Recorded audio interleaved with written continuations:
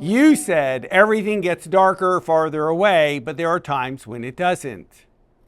And I said, yes, that's true. Sorta. But because sometimes people hear what they want to hear, I'll have to cut this part. Because people, I'm going to say it anyhow. Sometimes people only hear what they want to hear and want to disagree without hearing the rest of the story. So before I get into answering the question, do I make something darker farther away as much as possible? Yes. Do I probably have that sentence in every painting regardless of the light source every time? Hey, this is Chris at Art Secret Studio, and I want to share something I do regardless of where the light is. So if I move closer and I know the light is behind me and everything is lighter farther away, do you know I make things darker farther away even in this lighting situation? It is the major secret that helps it turn and go around. Okay? So regardless of where the light is, there's a few things I do. You establish the light source. So I paint the grass, I paint the floor, I paint everything I have to paint, and I make it abide by the light source. So if the sun is farther away, I make the grass lighter and it gradually gets darker closer to me. But when it comes time to painting my face, as long as this side of my face and not this side is in sun, the viewer will identify where the light is. Now, when nobody's looking, I have always. Now, I don't know if you understand, but the Greek word for always means always. So does the Hebrew word. Okay? So always I start at the point closest to me on the plane that's in light, and I go darker farther away. As long as this plane stays light, you know the light came from there. Even under this light in shadow, I'm going to make it change value.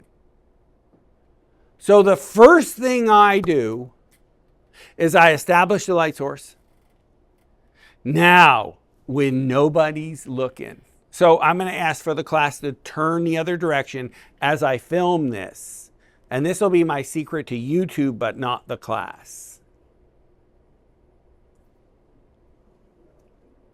I have so much power and authority, not one person turned. Okay, so let's get started here. All right, so we're looking at this scene of the dancer.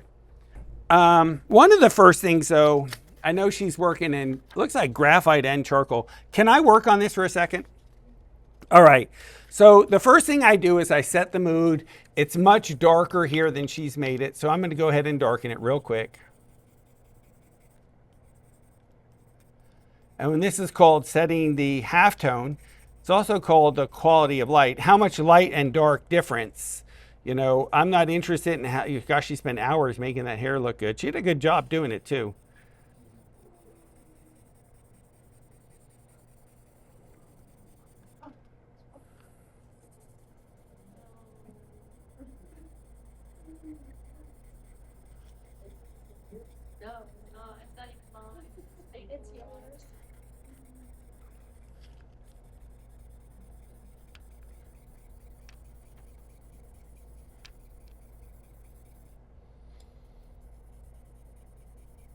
Trotty's been away for a while. Welcome back, Trotty. Trotty, Shoddy. Trotty actually has a birthday. She's 90 something, 4 or 5 coming up. I saw that on my calendar.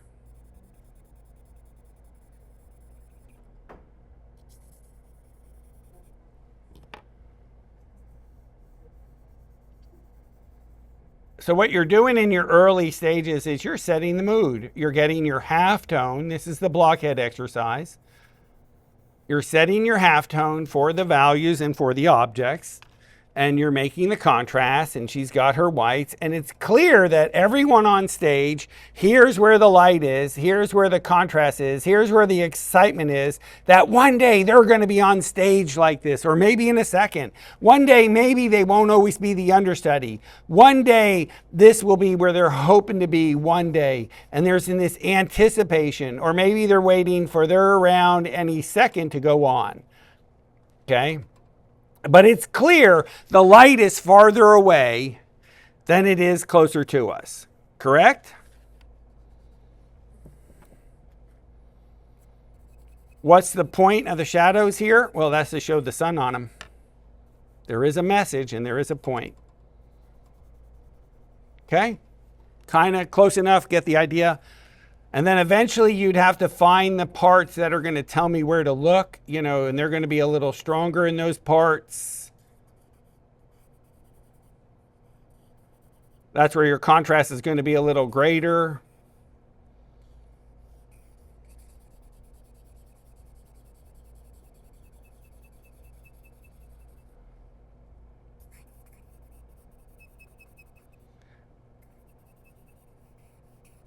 It's not the exercise, so bear with me.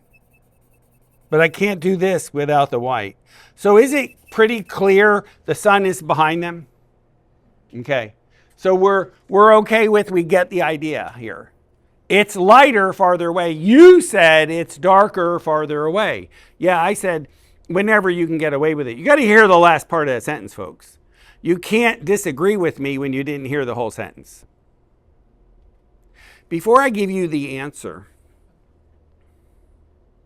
I need to explain the 3 reasons I make you look at an area: likeness, location, or mood. When I look at Sargent's painting of the Venetian interior, Sargent moves space, makes it more three-dimensional than anyone I've seen prior to Sargent. His portrait of Mrs. Boyd, before they put it behind glass at the Museum of Fine Art, was one of the finest paintings I'd ever seen. Then they stuck it behind glass, and all the brushstrokes and texture, the braille, was now behind glass, and you can't read the texture. So a painting in braille is now behind glass. I was just repeating what she said. So I'll definitely hope I remember I said that and cut this. Sargent knows that his highlight closest to me is greater, and farther away the highlight gets softer, but he has his greatest contrast farthest away. So his painting isn't about how realistic he makes it. So that's your first premise. Is it about how realistic I make it? Because at that point, your contrast is always greater closer to you and less farther away. But what if your painting is about the psychological message or the mood? So the psychological message is, this is called the Venetian interior, and it's these highlights that I'm jumping from place to place to place throughout the whole painting. And I never said how realistic or the depth and breadth of the room in Venice, that was important to me. So he's just saying, what do I need to do to get you to look here, and then look here, and then here, and here, and here, and here, and here, and then here? How am I going to get you to jump to those places? And he connects you to do those jumps, but he also is telling you where to look.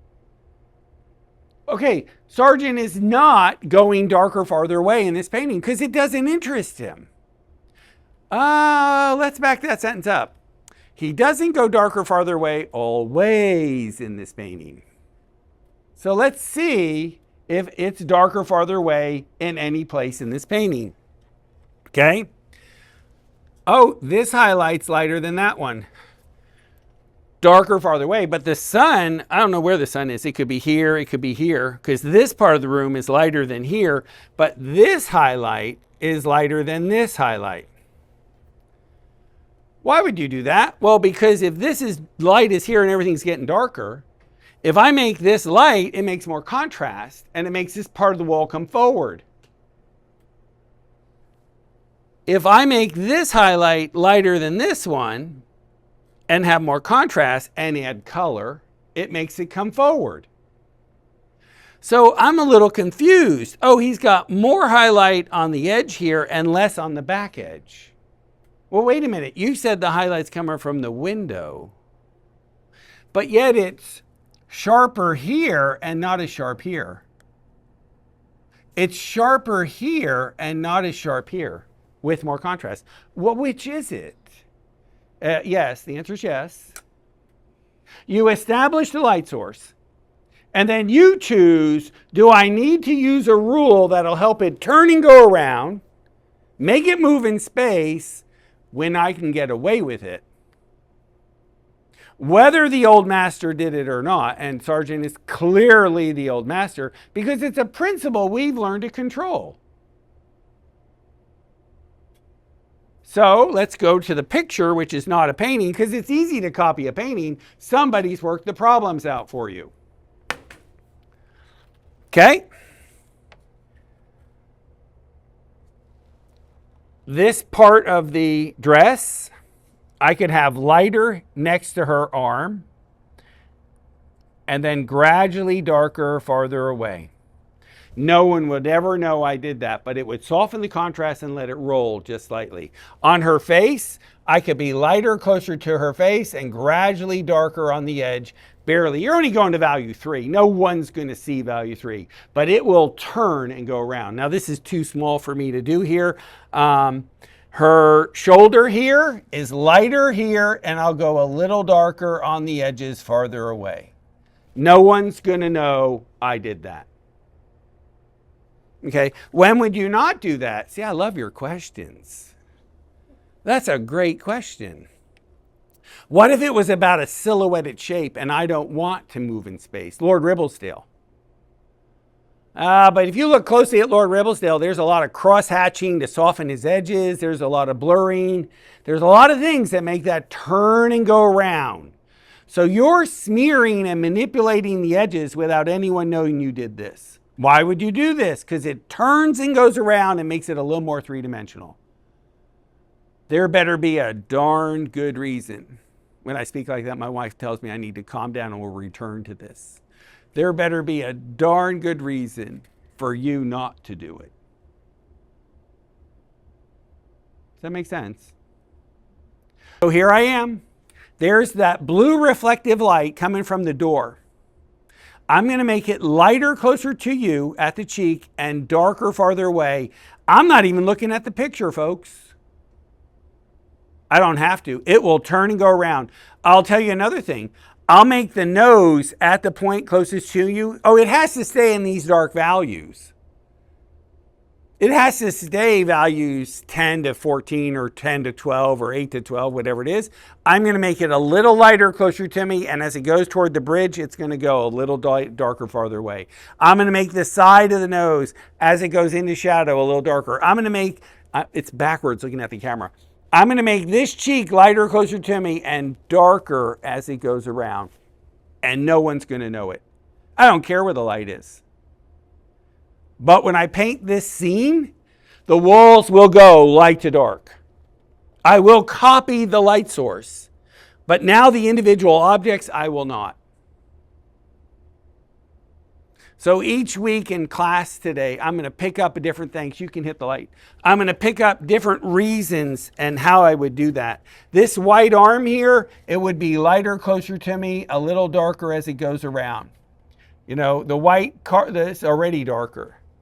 You know, everything, anywhere I could, I would make this white darker, farther away.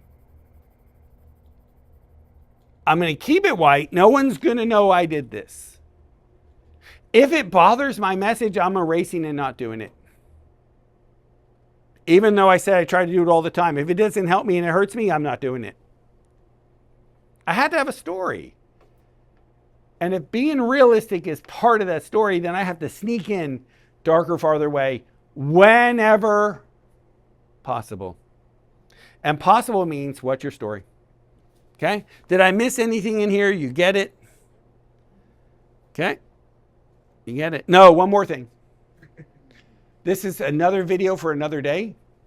But where your greatest contrast is, would be where I want you to look, and I would pick a sequential order, but that's another talk, so we can't go there. I'm done. Yeah, but you can really tell, because it's like, there's the medium, there's the dark. Yes. I'm just not that clear. I put it in everything. Right. There better be a reason for me not to do it. In fact, it's my go-to. I like instinctively do that for everything, and then I say, wait a minute, do I not do it? But in that particular picture, I mean, there are multiple light sources missing, or at least the visual.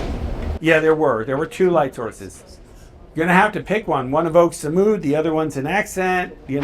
I sort of am painting with multiple light sources on a portrait because I'm making it darker farther away, even though there's one sun in the universe and it's farther away. This guy Harnett had 2 light sources. Look at this. Give me this.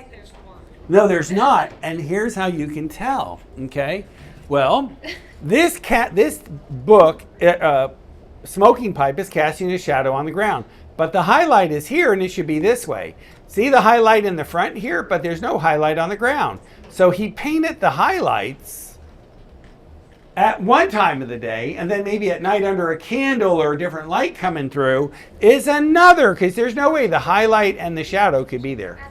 And the front is in shadow, and the top is light. Now the front is in light, and the top's in shadow. And the light is on the left side, and it's in shadow on the other side. Yeah, but everything is following that.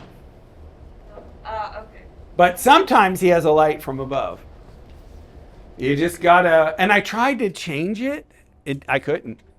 For years, it didn't bounce. The composition didn't work. So I just said, well, we're gonna ignore it. Hope no one notices it. I'm glad you were silent. No one will ever know we had this talk.